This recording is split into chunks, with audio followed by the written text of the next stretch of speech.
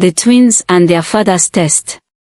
Once upon a time, in a bustling town nestled by the riverbanks, there lived a renowned merchant named Odinika.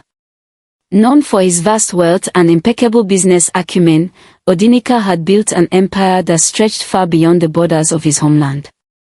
Yet, despite his success, his greatest treasures were his twin sons, Chuka and Obina.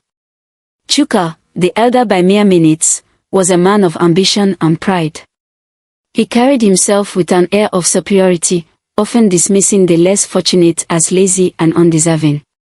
Obina, on the other hand, was gentle-hearted and empathetic. He spent his days helping those in need, earning the admiration and respect of everyone around him. As Odinika grew older, he began contemplating his legacy.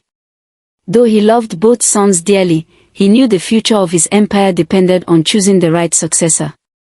One evening, he summoned Chuka and Obina to his grand hall for an important meeting. The room, adorned with golden tapestries and fine carvings, was a testament to his success. "My sons," Odinika began, his voice steady but filled with gravity, "I have worked tirelessly to build this empire, but my time to lead it is coming to an end. The question now is, who among you will inherit it?" Chuka straightened his posture, a confident smirk on his face. "Father, the answer is obvious. I am the elder son, and by tradition, I am your rightful heir." Odinika's expression remained calm as he gestured for silence. "Tradition alone is not enough, Chuka. Leadership requires more than age, it demands wisdom, integrity, and a partner who will guide and support you. That is why I have decided to set a challenge." The brothers exchanged curious glances. Obina spoke up, his tone measured. "What is the challenge, father?" Odinika leaned forward, his gaze piercing. "You both have 1 year to find a virtuous wife who loves you for who you are, not for your wealth or status. The one who returns with such a woman will inherit my empire." Chuka scoffed, his voice laced with arrogance. "Father, that is a trivial task. I can find a dozen women by the end of the week who would marry me." Obina, however, nodded thoughtfully. "Father, this is a wise test. A true leader must be discerning and humble. I accept your challenge." Odinika smiled at his younger son's response but maintained his composure. "There are conditions. From this moment, neither of you will have access to my wealth. You will each receive a modest sum, enough to live on for 3 months. You must leave this house and start anew, relying on your own abilities to sustain yourselves and find a worthy partner." The room fell silent as the gravity of the challenge settled in. Chuka's confident smirk faltered, replaced by a flicker of annoyance. "This is absurd, father. How can you expect us to live like commoners? What kind of test is this?" "It is a test of character," Odinika replied firmly. "You must learn to value the things that truly matter in life. Now, prepare yourselves. You have 1 week to leave this home and begin your journey." Obina stood and bowed respectfully. "Thank you, father. I will not disappoint you." He left the hall with determination etched on his face. Chuka, on the other hand, remained seated, seething with frustration. "This is ridiculous," he muttered under his breath. But he knew he had no choice but to comply. In the days that followed, the brothers prepared for their respective journeys. Obina packed simple clothes and essentials, his heart set on discovering a woman who would love him for his kindness and character. Before leaving, he made a decision: he would disguise himself as a poor fisherman in a distant village, ensuring that any woman he met would not be swayed by wealth or privilege. Chuka, however, had no intention of enduring hardship. "Why should I lower myself to the level of commoners?" he thought. Instead, he devised a plan to use his cunning and charm to secure a bride who appeared virtuous enough to please his father. As the week came to an end, both brothers bid farewell to their childhood home. Obinna set out with a heart full of hope and a humble resolve, while Chuka embarked on his journey with a mind clouded by ambition and shortcuts. Their paths, though divergent, were bound to cross again, and their father's challenge would reveal not only the true heir but also the strength of their character. Obinna's humble journey. With a small bundle of clothes and the modest sum his father had provided, Obinna began his journey away from the life of wealth and privilege he had always known. He traveled for days, moving further away from the bustling town of his upbringing to a remote village called Ameyi, nestled between lush green hills and a sparkling river. Arriving at Ameyi, the village was a stark contrast to the grand estates and busy markets Obinna was used to. The houses were made of mud and thatch, and the villagers earned their livelihood through farming, fishing, and trading. The simplicity of life in Ameyi appealed to Obinna. It felt like the perfect place to begin his test of character. Before entering the village, he stopped at a quiet grove by the river and unpacked a wheelchair he had purchased along the way. To ensure no one would recognize him or suspect his true identity, he decided to pose as a crippled fisherman. He practiced moving around in the wheelchair and adjusted his posture to appear genuinely disabled. With his disguise complete, he wheeled himself into Ameyi. The villagers were polite but wary of the newcomer. Obinna noticed the skepticism in their eyes as they watched him roll his chair through the narrow, dusty paths. However, he greeted everyone with warmth, offering a smile and kind words. He rented a small, run-down hut on the outskirts of the village. It was humble and bare, but Obinna found comfort in its simplicity. His first night in Ameyi was quiet, but he felt a renewed sense of purpose. If I can find someone who accepts me like this, he thought, she will surely love me for who I am. Starting a new life. The next morning, Obinna ventured to the bustling market in the village square. Farmers and traders called out to customers, and children ran through the crowd, laughing and playing. Obinna stopped at a fish store run by a gruff but kind-hearted man named Ifoni. After some polite negotiation, Obinna purchased a small basket of fish and began selling them from his wheelchair at the edge of the market. At first, business was slow. Villagers seemed hesitant to buy from a stranger, especially one they perceived as weak or helpless. Undeterred, Obinna treated every passerby with respect and kindness. He offered discounts to families with little money and gave away free fish to those who couldn't afford to buy. Slowly but surely, word spread about the crippled fisherman with a heart of gold. Within weeks, Obinna had earned the trust and goodwill of the villagers. His small business began to thrive, and he used his earnings to improve his hut and buy supplies to expand his trade. Despite his growing success, he continued to live humbly, avoiding any sign of excess that might reveal his true background. Meeting Ada. One evening, while Obinna was packing up his stall at the market, a sudden commotion drew his attention. A group of children had accidentally overturned a basket of yams onto the dusty road, and a young woman was hurriedly trying to gather them while scolding the giggling culprits. Obinna watched as the woman, tall, with kind eyes and a radiant smile, picked up the yams with practiced ease. She wore a simple but colorful wrapper, and her hair was neatly braided. The children ran off, and she sighed in exasperation, muttering under her breath. "Do you need help?" Obinna called out. The woman turned toward him, startled. Seeing his wheelchair, she hesitated for a moment before walking over. "Oh, no, thank you," she said. "I can manage. But I appreciate your kindness." Obinna introduced himself, and the woman smiled warmly. "I'm Ada," she said. "My family farms yams, and I come to the market to sell them. The children around here can be a handful." Obinna chuckled. "They remind me of my younger days. Mischief is a part of growing up." Ada laughed, and they began talking. She mentioned that she lived with her mother, who was sickly, and her younger siblings, whom she helped care for. Obina was struck by her selflessness and the way her eyes lit up even when speaking of her struggles.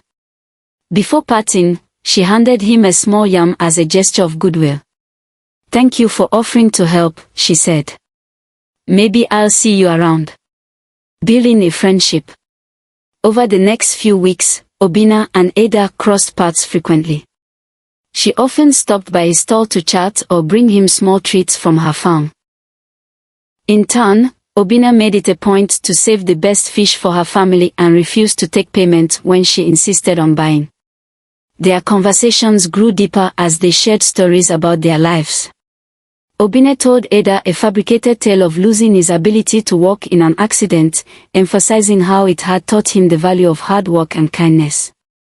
Ada admired his resilience and often encouraged him when he spoke of the difficulties of living with a disability. Obina, for his part, was careful to keep his true identity hidden.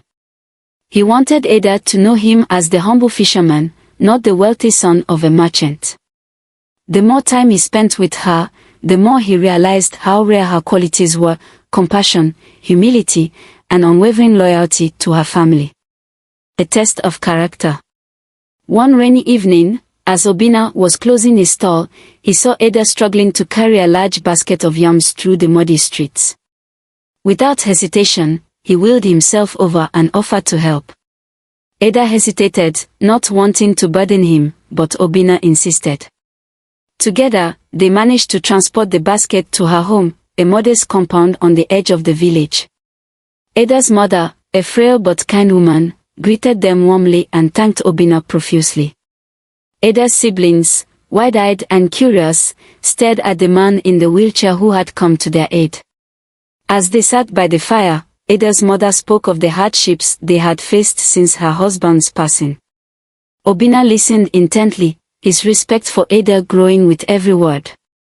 Despite their struggles, the family radiated warmth and gratitude, qualities Obina found deeply moving. That night, as he wheeled himself back to his hut, Obina couldn't shake the thought of Ada. Could she be the one, he wondered. But he knew he needed more time to be certain. He resolved to continue testing her character, knowing that the truth of her heart would reveal itself in due course. Chuka's dangerous shortcut. Unlike his brother Obina, who sought to prove his worth through humility and hard work, Chuka was determined to find an easier path to wealth and success. Leaving their father's home with the same modest sum of money, Chuka traveled to the grand city of Onika, a place renowned for its luxurious lifestyle and opportunities. However, Chuka's arrogance and recklessness quickly led him astray. A desperate gamble. In Onika, Chuka squandered his funds on lavish meals, fine clothes, and nights of revelry. Within a month, he was penniless. Bitter and resentful, he began frequenting shady establishments, hoping to overhear gossip about shortcuts to wealth. One night, in the dimly lit corner of a crowded tavern, Chuka overheard two merchants discussing a woman named Nwaninka. The name immediately piqued his interest. "She's no ordinary woman," one merchant whispered. "They say she can grant unimaginable wealth, but her price is high." "High," the other replied. "That's putting it mildly. Everyone who's gone to her ends up regretting it." Chuka leaned in closer, intrigued. "What kind of regrets?" he asked, feigning casual curiosity. The merchants exchanged wary glances before one answered, "No one knows for sure, but the wealth comes with conditions. If you break her rules, the consequences are devastating." Ignoring their warnings, Chuka pressed them for more information. After persistent questioning, they revealed the location of Nwaninka's mansion, a secluded estate deep in the forest outside Onika. The mansion of Nwaninka. The next day, Chuka made his way to the mansion. The journey was arduous, with winding paths and dense foliage, but he pressed on, driven by greed and desperation. When he finally arrived, he was awestruck. The mansion was enormous, adorned with golden gates and intricate carvings that shimmered in the sunlight. It stood as a stark contrast to the poverty Chuka had recently endured. A servant greeted him at the gate and led him inside.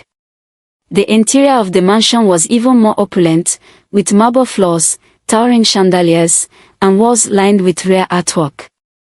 As Chuka marveled at his surroundings, a figure emerged, a striking woman dressed in flowing robes of crimson and gold. Her presence was commanding, her eyes piercing. "I am Nwaninka," she said, her voice smooth and melodic. "What brings you here, stranger?" Chuka knelt before her, a mix of awe and ambition in his voice. "I have heard of your power. I seek wealth, enough to secure my father's inheritance and live the life I deserve." Nwaninka studied him carefully, her expression unreadable. "Wealth always comes at a cost," she said. "Are you prepared to pay it?" Without hesitation, Chuka nodded. "I am prepared to do whatever it takes." The offer. Nwaninka led Chuka to a grand chamber filled with relics and treasures.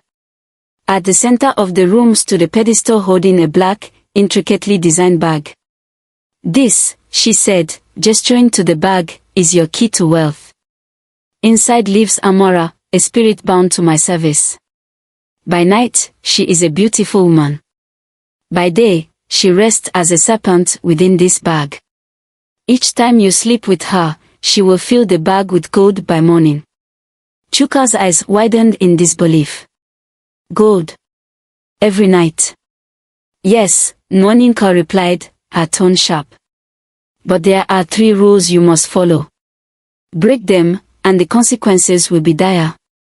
Chuka leaned in, eager to hear the conditions. "First," Nwaninka began, "you must sleep with Amora at least twice a week. Neglect her, and the wealth will vanish. Second, no one must ever see her in her serpent or human form. She belongs to you and you alone. Finally, you must not fall in love with any other woman. Amora will not share her devotion." Chuka considered the rules, his greed clouding his judgment. The conditions seemed simple enough, and the promise of wealth outweighed any potential risks. "I agree," he said confidently. "I will follow your rules." Nwaninka's lips curled into a knowing smile. "Very well. Take the bag, and remember my warnings. Do not test the limits of our patience, or mine." Amora's introduction.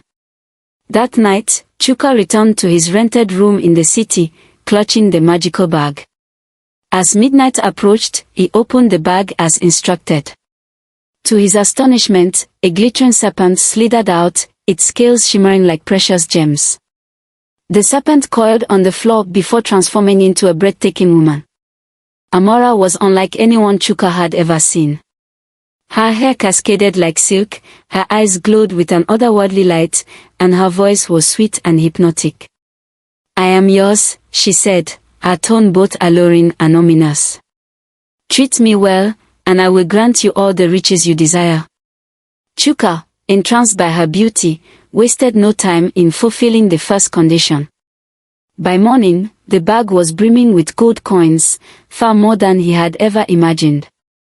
Blinded by greed, Chuka quickly embraced his newfound wealth.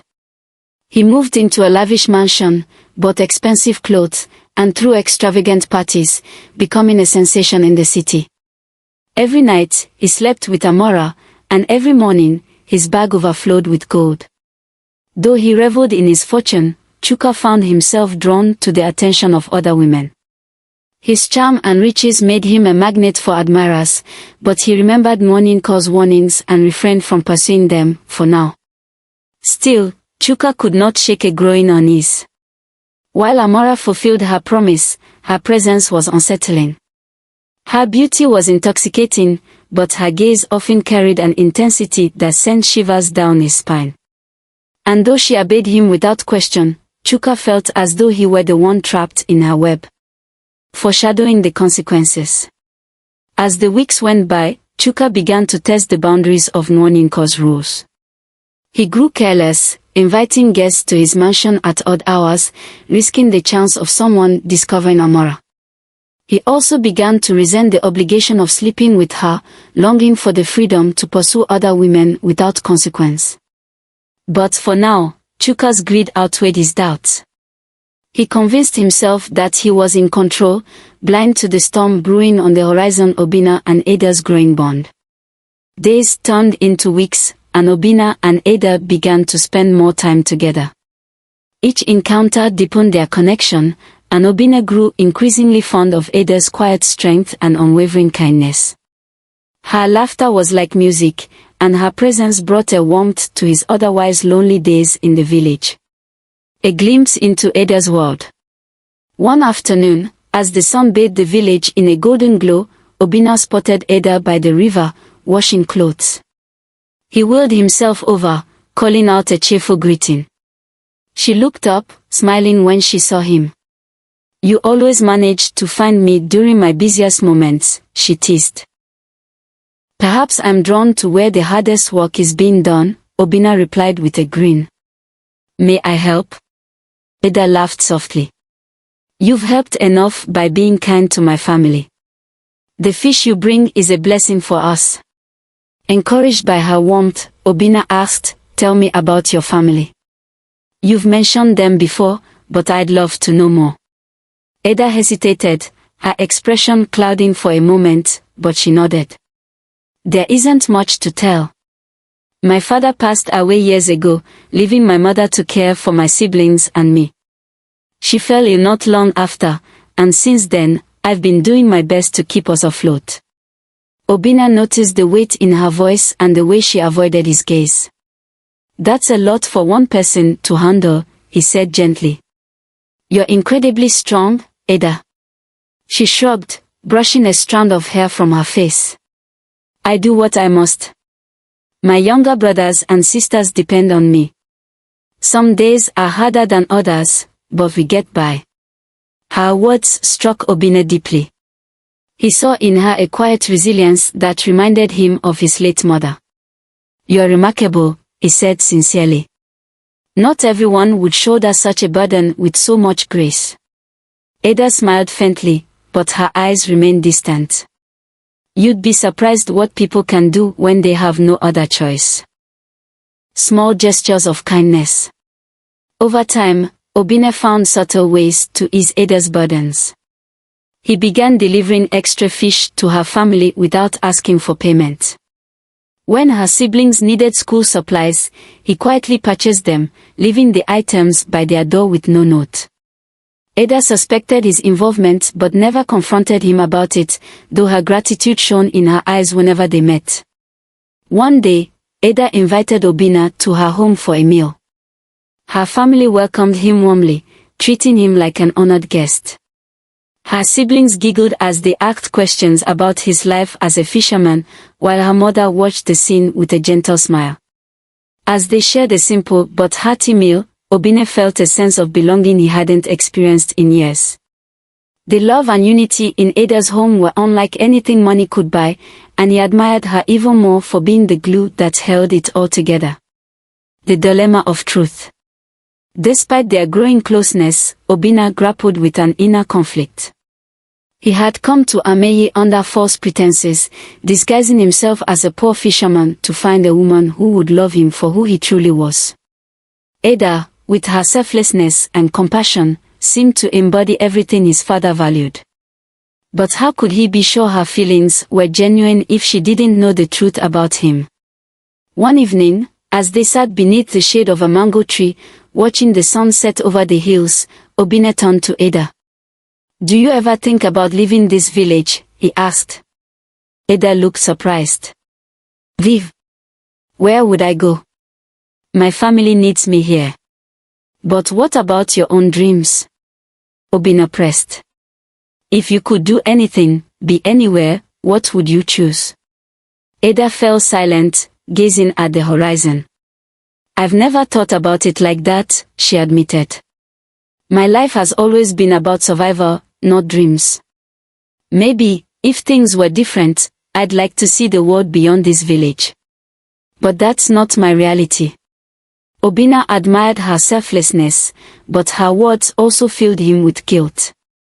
He had the means to change her life, to give her the freedom to dream, yet he was bound by the conditions of his father's test.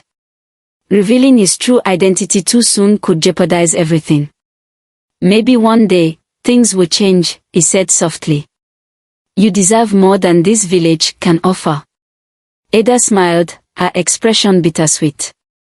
Perhaps. But for now, I'll take life one day at a time. A moment of vulnerability. The turning point in their relationship came one stormy evening. Obinna was closing up his store when the rain began to pour, soaking the village in minutes. As he wheeled himself toward his hut, he saw Ada struggling to carry a bundle of firewood through the downpour. Without hesitation, he hurried to her side. Let me help, he said, reaching for the bundle. You'll get soaked, she protested. I'm already wet, he replied, smiling through the rain. It doesn't matter. Together, they carried the firewood to Ada's home. Her mother and siblings welcomed Obinna inside, offering him a dry cloth and a warm drink. As the rain thundered against the roof, Ada sat beside him, her face glowing in the dim firelight. Why are you so kind to us? She asked suddenly, her voice barely above a whisper. Obinna hesitated, unsure how to answer. Because you deserve it, he said finally. You've shown me more kindness than I could ever repay. Ada studied him for a long moment, her expression unreadable.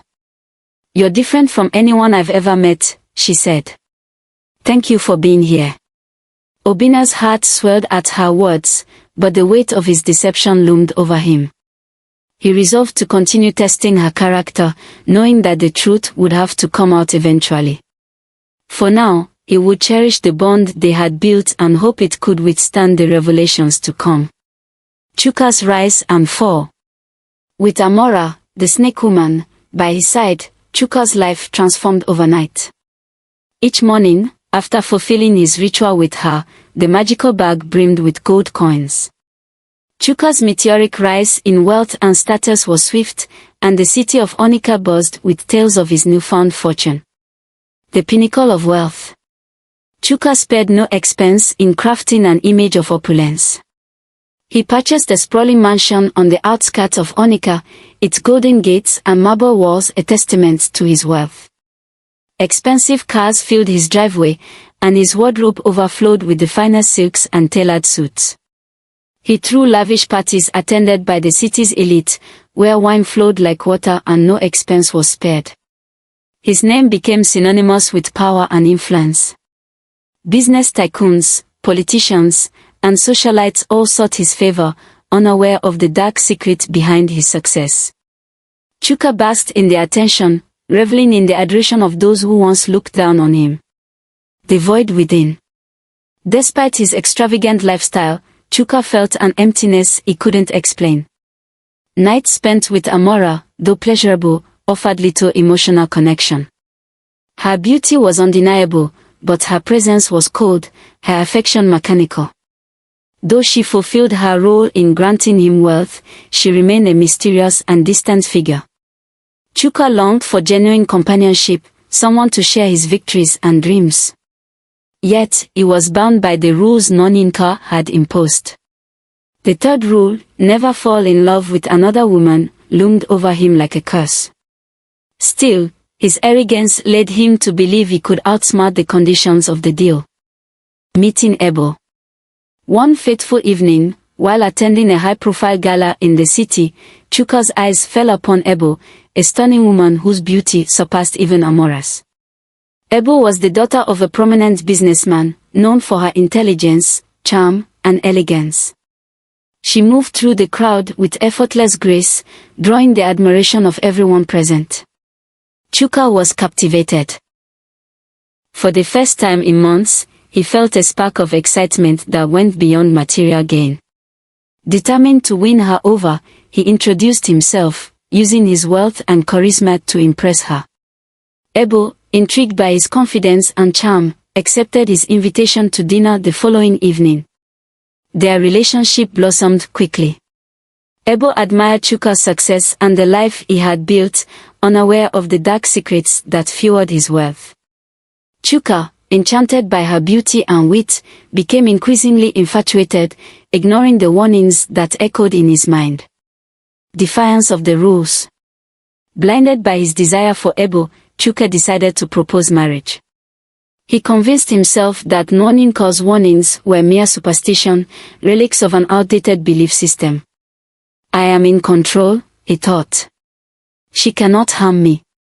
Chuka spared no expense in planning the wedding, an extravagant affair that became the talk of the city. Guests arrived in droves, eager to witness the union of two influential families. The mansion was adorned with glittering lights and flowers, and a feast fit for royalty awaited the attendees. As the wedding day approached, Chuka became increasingly restless.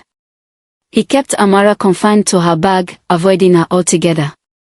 Though he tried to suppress his unease, a nagging voice in the back of his mind warned him of the consequences he might face. The wedding night. After a day of celebration, Chuka and Ebo retired to the master bedroom of his mansion. The room was lavishly decorated, with a king-sized bed draped in silk sheets and candles casting a warm glow. As Chuka poured glasses of wine for himself and his new bride, a chill swept through the room, extinguishing the candles. Before Chuka could react, a familiar voice echoed through the darkness. You've broken the rules, Chuka. Chuka froze, his heart pounding. Amara emerged from the shadows, her eyes glowing with an unnatural light. She was no longer the alluring woman he had known but a terrifying figure, her beauty twisted into something monstrous. Ebo screamed and backed away, unable to comprehend the horrifying sight before her. Amara. Chuka stammered, his voice shaking. I didn't mean to. You thought you could defy me. Amara hissed, her voice venomous. After all I have given you, you repay me with betrayal. Chuka fell to his knees, begging for forgiveness. Please, Amara. I didn't mean to hurt you. I just wanted. Silence, she roared. You were warned. You chose to ignore my rules, and now you will face the consequences. The curse unleashed. Amara raised her hands, and the room filled with a blinding light. When it faded, the mansion began to crumble, its luxurious walls and decorations disintegrating into dust. The bag that had once been Chuka's source of wealth turned to ash, and the gold it had produced vanished without a trace. Ebo, horrified and confused, fled the mansion, leaving Chuka alone with Amara. She towered over him, her serpentine form fully revealed. You will lose everything you hold dear, she declared. Your wealth, your status, your sanity. And when I am done, you will be nothing but a shadow of the man you once were. As Amara disappeared into the night, Chuka was left trembling in the ruins of his former life. His wealth was gone, his reputation destroyed, and his mind teetering on the edge of madness. The price of his greed had been paid in full. The return to Odinika. The journey back to Odinika's estate was bittersweet for Obinna. He had spent a year living humbly, forging a deep connection with Ada, the woman who had proven her love through her selflessness and integrity. As they approached the gate of his father's grand home, Obinna felt a mixture of pride and nervousness. Ada, though supportive, was visibly apprehensive. Are you sure he will accept me? She asked quietly. Obinna smiled reassuringly and held her hand. He will love you as I do. You are everything he hoped I would find. When they entered the estate, the staff hurried to inform Odinika of his son's return. The aging merchant, now grayer and slower, emerged with open arms. His face lit up with joy upon seeing Obinna and Ada together. My son, he exclaimed, embracing Obinna. And this must be the woman who captured your heart. Obinna introduced Ada, who bowed respectfully. Odinika took her hands in his and studied her with kind, knowing eyes. You are exactly the kind of person I prayed he would find, he said warmly. Welcome to our family. Obinna named as heir. After a celebratory feast, Odinika gathered the household for an official announcement. Standing beside Obinna and Ada, he addressed the room. Today, I name Obinna as my heir, he declared. He has proven his character by finding a partner who loves him not for his wealth, but for his heart. Together, they will lead our family with wisdom and integrity. The staff erupted in applause, and Obinna felt a wave of relief and gratitude. Ada, though overwhelmed, stood proudly beside him, her presence a testament to the values that had guided their journey. Chuka's fall from grace. Meanwhile, Chuka, now destitute and ostracized, wandered the streets of Onika. His once pristine clothes were tattered, and his face bore the weight of regret and despair. Shunned by those who had once praised him, he longed for redemption but lacked the courage to face his family. When word of Obinna's return reached Chuka, he decided to swallow his pride and seek forgiveness. The journey back to his father's estate was long and humiliating, but he knew it was his only hope. A brother's forgiveness. When Chuka arrived at the estate, the sight of him shocked everyone. The once proud man now stood before them as a shadow of his former self, his eyes hollow and his posture defeated. "Father," he said, falling to his knees before Odinika. "I have failed you. I let greed consume me, and I betrayed everything you taught us. Please, forgive me." Odinika's expression softened, though his disappointment was evident. "Chuka, I warned you about the dangers of greed. Yet, I am still your father, and I cannot abandon you." Chuka turned to Obinna, tears streaming down his face. "Brother, I wronged you. I mocked your humility and took shortcuts, thinking they would lead to success. Instead, I lost everything. Please, forgive me." Obinna stepped forward and placed a hand on Chuka's shoulder. "I forgive you, Chuka. But forgiveness is only the first step. You must rebuild your life with honesty and integrity. It's not too late to change." Chuka nodded, his tears flowing freely. "Thank you, brother. I will work to earn back the trust I've lost." A new chapter. With Obinna's support, Chuka began to rebuild his life. Odinika offered him a small role in the family business, giving him a chance to prove himself. Though the journey ahead was long, Chuka embraced it with humility, determined to learn from his mistakes. Obinna and Ada settled into their new roles as leaders of the family empire. Their love and partnership became an inspiration to everyone around them, a testament to the power of integrity, humility, and genuine connection. The moral of the story. In the end, Odinika gathered his sons and their families together, imparting words of wisdom. Wealth can be fleeting, but the values that guide us, honesty, humility, and love, are eternal. Remember that true success lies not in what we acquire, but in how we live and the relationships we nurture. The story of Chuka and Obinna became a lesson for generations to come, a reminder that shortcuts and greed can lead to ruin, while integrity and genuine love are the keys to a life well lived. The curse unfolds. The aftermath of betrayal. When the light of dawn broke over Onika, the once opulent mansion that had been the pride of Chuka was reduced to a pile of rubble. The luxurious cars, the glittering gold, and the lavish furnishings, all had vanished, leaving only the bitter taste of loss. Chuka stumbled through the wreckage, his once proud figure now hunched and broken. His nights became haunted by nightmares of Amora, her serpentine eyes glowing with fury as her voice echoed in his mind, "You will lose everything." His days were no better. Former friends and admirers avoided him, their laughter turning into whispers of mockery. The man who had been celebrated for his wealth was now a pariah. Chuka's desperation grew as his sanity began to wane. Shadows seemed to stalk him, and he often heard Amora's voice whispering in the wind. The world around him blurred, and the line between reality and hallucination began to fade. A plea for mercy. In his despair, Chuka decided to return to Nwaninka, the only person he believed could save him. The journey to her mansion was fraught with fear, as the once proud man now cowered at every rustling leaf and distant sound.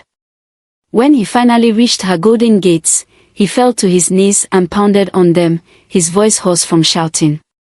Please, Nwaninka. I need your help. I beg you. The gates creaked open, and Nwaninka appeared, her expression as cold and unreadable as ever. She regarded Chuka with disdain. You dare return to me after defying my rules? Chuka prostrated himself before her. I was wrong. I was foolish. Please, undo the curse. I'll do anything. Nwaninka's voice was icy. You were warned, Chuka. The rules were clear, and yet you let your greed and arrogance lead you to betrayal. Amora was bound to you, and you broke that bond. I didn't mean to.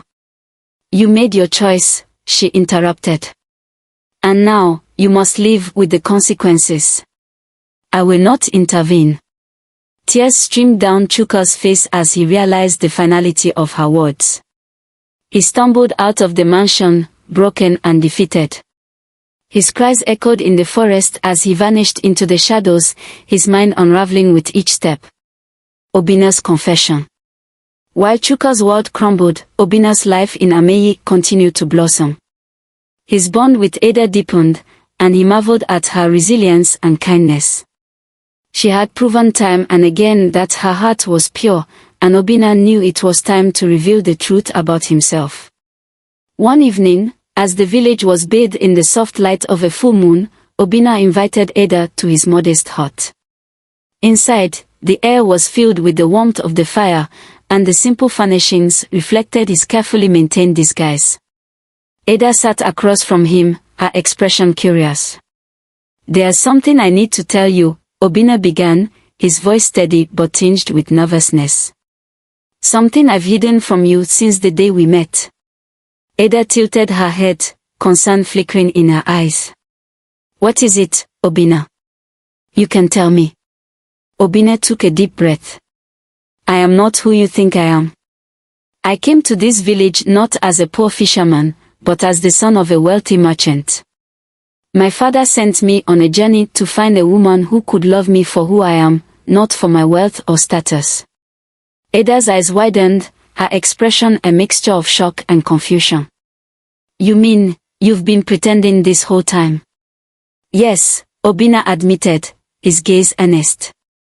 But everything else, the time we've spent together, the bond we've built, has been real. I needed to be certain that you saw me for the man I truly am, not the life I come from. Ada stared at him for a long moment, her emotions flickering across her face. Finally, she spoke, her voice quiet but firm. Why didn't you tell me sooner? I was afraid, Obina said. Afraid that if you knew the truth, you might see me differently. But I see now that I've wronged you by keeping this from you. I love you, Ada, and I want you to know the whole truth before I ask you this. Will you marry me? Ada's choice. Tears welled in Ada's eyes as she processed his words. She stood, pacing the room as her thoughts raced. Finally, she turned to face him, her voice steady. Obina, I've seen your kindness and your humility. You've shown me nothing but respect and care, even when you had no reason to. Your love is the one thing I've never doubted. Obina's heart swelled with hope as she approached him, a soft smile breaking through her tears. Yes, she said. I will marry you. Relief and joy washed over Obina as he took her hands in his. You have no idea how much this means to me, he said. Together, we can build a life of love and purpose. A new beginning. Obina and Ada's engagement was celebrated quietly in the village. Ada's family, though surprised by Obina's confession, accepted him warmly, grateful for the happiness he brought into their lives. With Ada by his side, Obina prepared to return to his father, confident that she was the virtuous woman his father had hoped he would find. Though the path ahead was uncertain, he felt ready to face whatever challenges awaited them, knowing their love was genuine.